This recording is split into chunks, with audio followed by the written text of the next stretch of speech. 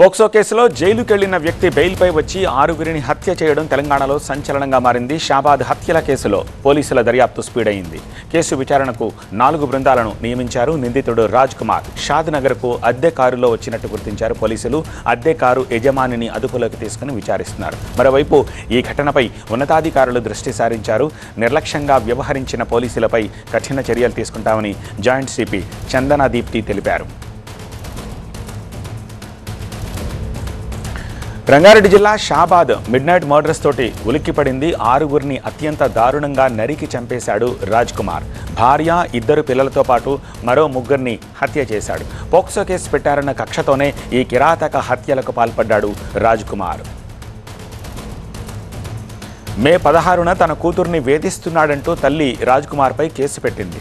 ఆ కేసులో జైలుకు వెళ్లిన రాజ్ కుమార్ బెయిల్పై తిరిగొచ్చి కక్షతో బాలిక, తల్లి, నాయనమ్మను హత్య చేశాడు. తర్వాత 6గురిని హత్య చేసినట్టు తల్లిదండ్రులకు ఫోన్ చేసిన రాజ్ కుమార్ తాను కూడా ఆత్మహత్య చేసుకుంటానని చెప్పాడు. హత్యల సమాచారంతో స్పాట్కు చేరుకున్న సిపి తరుణ్ జోషి, డీసీపీ యోగేష్ గౌతమ్ దర్యాప్తు చేపట్టారు. పరారీలో ఉన్న రాజ్ కుమార్ కోసం గాలిస్తున్నారు.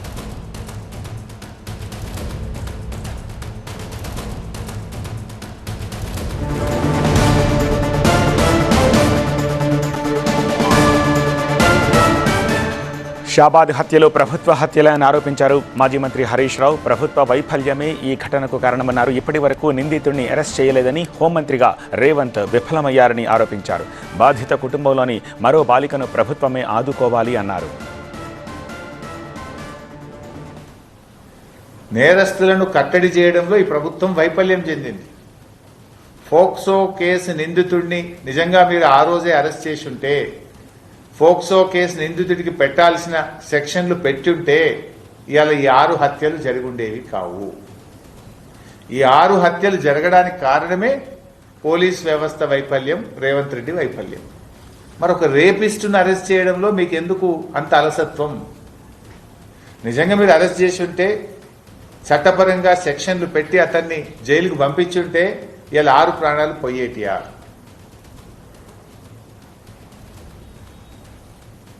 ఇది రాజకీయాల కోసం మాట్లాడతలేవు, బాధాతప్త హృదయంతో మాట్లాడుతున్నాం. ఆ కుటుంబం ప్లేస్లో మీరుంటే ఏంది పరిస్థితి?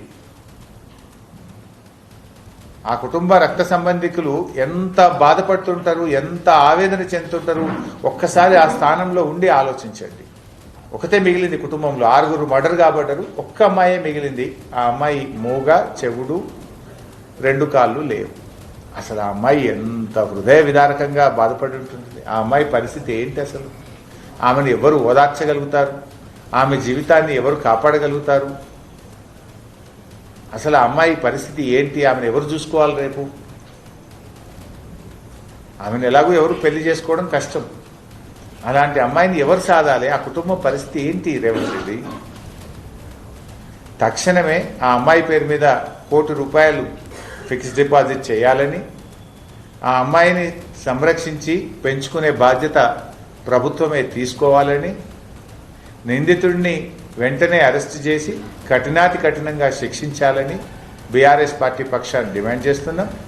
అరెస్ట్ చేసిన సబితా ఇంద్రారెడ్డి గారిని, పద్మ గారిని తక్షణమే పోలీసులు విడుదల చేయాలని చెప్పి కూడా డిమాండ్ చేస్తున్నాం.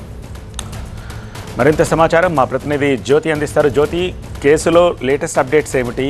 పోలీసుల నిర్లక్ష్యానికి సంబంధించి డిపార్ట్మెంటల్ ఎంక్వైరీ ఎంతవరకు వచ్చింది? అండ్ ఇష్యూ పొలిటిసైజ్ అవ్వడం పట్ల రియాక్షన్స్ ఎలా వస్తున్నాయి?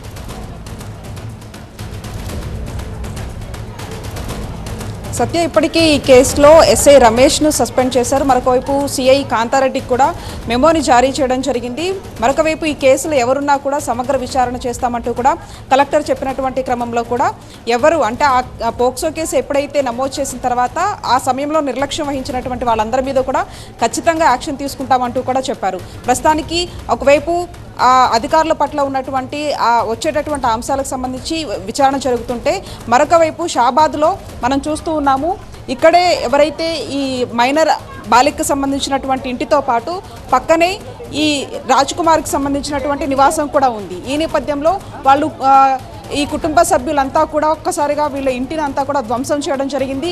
ఎందుకనంటే ఎప్పుడైతే పోక్సో కేసు నమోదు చేసిన తర్వాత అప్పుడు ఒక యాక్షన్ తీసుకొని ఉంటే ఈరోజు ఇంతటి పరిస్థితి వచ్చేది కాదంటూ కూడా వాళ్ళు పెద్ద ఎత్తున ఒకవైపు రోడ్డు మీద బైఠాయించారు. ఆ క్రమంలో అక్కడ కలెక్టర్ రావడం కావచ్చు, అక్కడ ఎందుకంటే ఇక్కడ మొదటిసారిగా నేరుగా ఇక్కడ నుంచి అంటే రాజ్ కుమార్ ఇక్కడ నుంచి పోక్సో కేసు నమోదు చేసిన తర్వాత ఇక్కడ ఉన్నటువంటి ఇంటి నుంచి వేరే గ్రామానికి వెళ్ళి అక్కడ ఉంటున్నాడు. అయితే ఆ కక్ష పెంచుకొని నేరుగా ఇక్కడ ఈ మైనర్ బాలిక ఇంటికి వచ్చాడు. ఇక్కడికి వచ్చిన తర్వాత అటు వాళ్ళ మైనర్ బాలికకు సంబంధించి ఆమెని బలవంతంగా తీసుకెళ్లడం మనం చూస్తున్నటువంటి అక్కడ సీసీ కెమెరాలో రికార్డ్ అయింది. ఆ తర్వాత అటు తల్లిని కావచ్చు, నానమ్మను కావచ్చు దారుణంగా హత్య చేశాడు. బలవంతంగా ఆ బాలికను తీసుకొని కారులో ఒక చెరువు దగ్గరికి తీసుకెళ్లాడు. అది సుమారుగా ఒక 5 కిలోమీటర్ల దూరం ఉంటుంది. అక్కడి నుంచి నేరుగా ఇంటికి వెళ్ళి ఇంట్లో ఉన్నటువంటి భార్యతో పాటు 2 పిల్లలను కూడా హత్య చేయడం జరిగింది. అయితే ఇది ఒక్క షాబాద్లోనే ఒక ఉలిక్కిపడినటువంటి ఘటన కాదు, రాష్ట్ర వ్యాప్తంగా కూడా ఇది ఒక సంచలనం సృష్టించినటువంటి ఘటనగా చెప్పుకోవచ్చు. ప్రతి ఒక్కరిని కూడా ఒక భయాందోళనకు గురి చేసిందని చెప్పుకోవచ్చు. ఎందుకంటే అర్ధరాత్రి పూట దాదాపు 6గురిని హత్య చేయడం అంటే అంటే అతను సైకలాజికల్గా ఏ స్టేట్లో ఉన్నాడు అనే దానికి సంబంధించి కూడా ఇక్కడ ఒక అంశం చెప్పుకోవచ్చు. ఎందుకంటే గతంలో కూడా అతను ఆత్మహత్యాయత్నానికి పాల్పడడంతో పాటు ఈ మైనర్ బాలికకు సంబంధించినటువంటి అటు కుటుంబ సభ్యులను కూడా తీవ్రంగా వేధింపులకు గురి చేశాడు.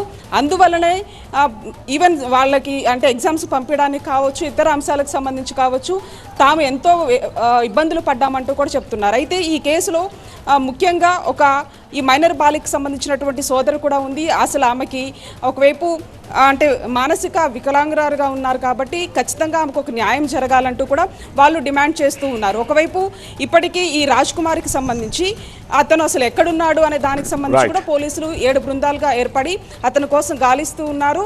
హత్య చేసిన తర్వాత ఫోన్ కాల్ చేశారు కాబట్టి అసలు అంటే ప్రస్తుతం ఈ రాజ్ కుమార్ ఎక్కడున్నాడనే దాంతో పాటు ఒకవైపు బాధితులు డిమాండ్ చేస్తున్నటువంటి దాని ప్రకారం ఒక అధికారులను కూడా ఒకవైపు సస్పెండ్ చేయడం జరిగింది, మొబైల్ కూడా ఇవ్వడం జరిగింది.